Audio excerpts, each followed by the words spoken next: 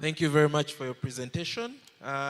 Just two questions. Yes. One is around the aspect of content. Can you tell us the kind of content that you have and the localization you've done with that content to make it suitable for our context? Then the other is the deployments. You mentioned 10 schools.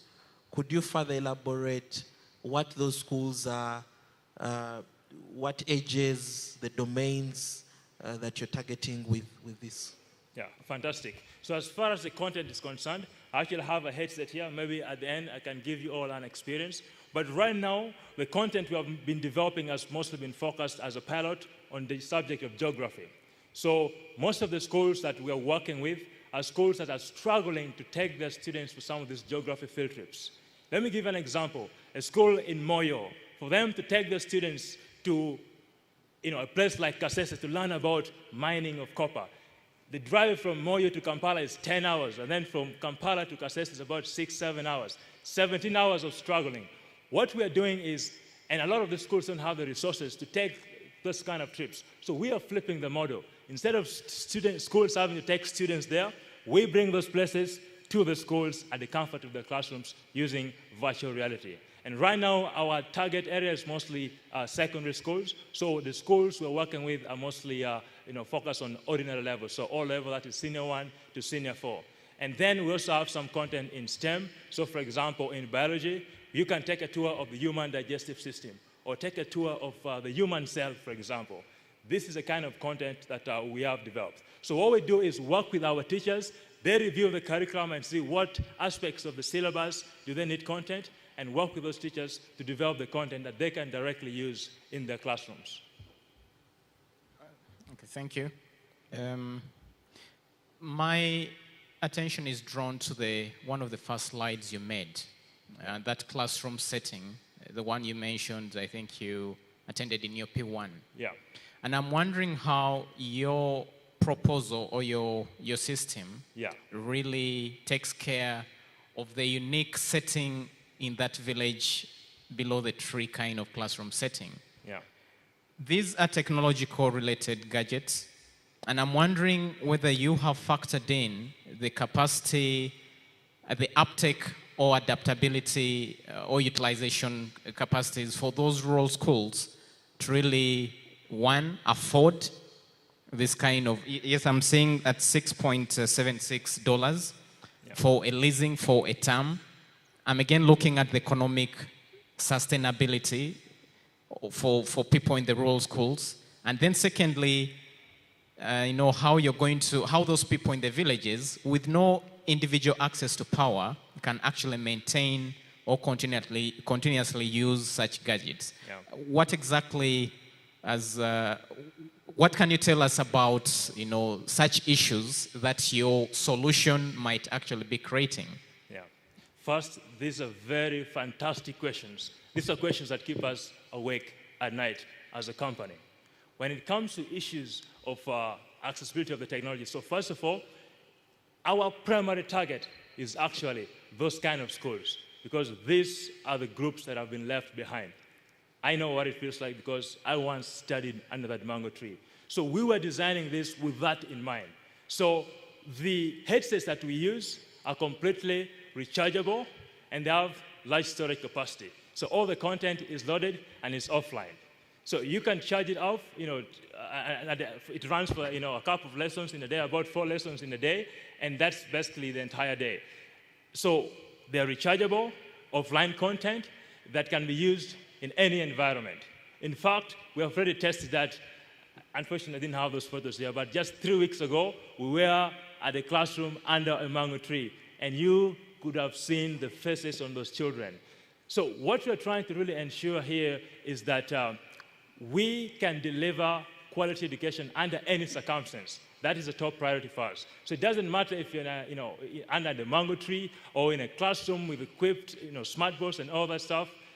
This technology works there. When it comes to issues of affordability, that pricing was actually, we came about that pricing as a result after studying what is the average affordability of someone going to a UPE school or a USC school deep in the villages. So we looked at the school fee structures in a lot of the government schools in these places, and based on that, how much they pay per term and in an academic year, how much do the parents have to pay to ensure the students go to such schools? And then we based on that to determine how much we would be charging the schools per student to make sure that this technology is accessible. So at the end of the day, it's a collective effort. We're not just putting the weight on one student. We work with the schools to ensure that we are very flexible with our pricing.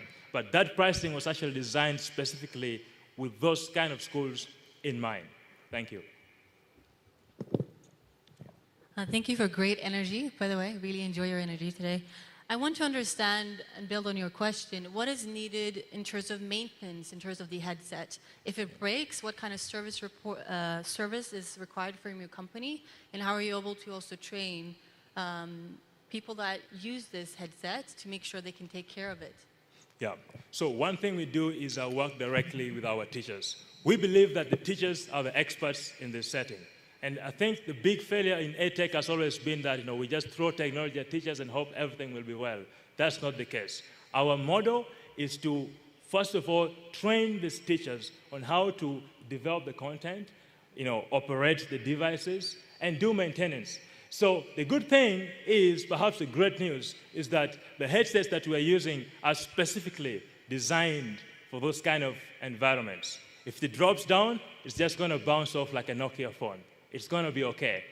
Most of the maintenance we do is mostly content updates. So on a regular basis, we simply go, especially where there's no internet connectivity, we go with the new headsets, leave that, and then take the old ones, update it, and then kind of recycle it that way. So the major update and maintenance happens is mostly the content update and maintenance. But as far as the hardware is concerned, it's mostly on the charging, and the rest of it is really it has a warranty of about 3 years. So until 3 years, the wear and tear is very minimal. And that is, I think, what makes it a very fantastic solution for this kind of settings. Yeah. Hello. Yes, sir. I'm excited with that, what we are doing. It looks the right thing. But from the beginning, you talked about the curriculum.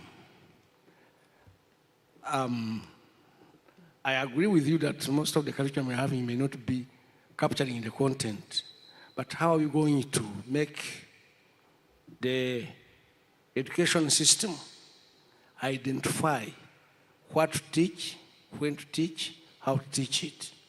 Because this is a computer, garbage in, garbage out. So while it's good, but are you in any way, have you got in touch with the designers of the curriculum so that you are in tandem with what they are doing? We gauge our students upon passing the exams. But exams of what? What do they examine? I don't know whether you have got, if you have been in touch with have you been in touch with the educational curriculum center to know what you are doing, whether it's in line? Yeah. Otherwise, you are perfect. Thank you. Thank you so much for that question. And as a matter of fact, yes. So we have been having conversations already with the National Curriculum Development Center. So as I said, we work with the teachers to develop this content. And of course, on the side of the development, so we're already directly in touch with actually the Content Development Department at the National Curriculum Development Center, which are also working on coming up with digital content for education. So we are working with them, and we have already had consultations with them. Thank you so much for asking that question. And thank you all for your time.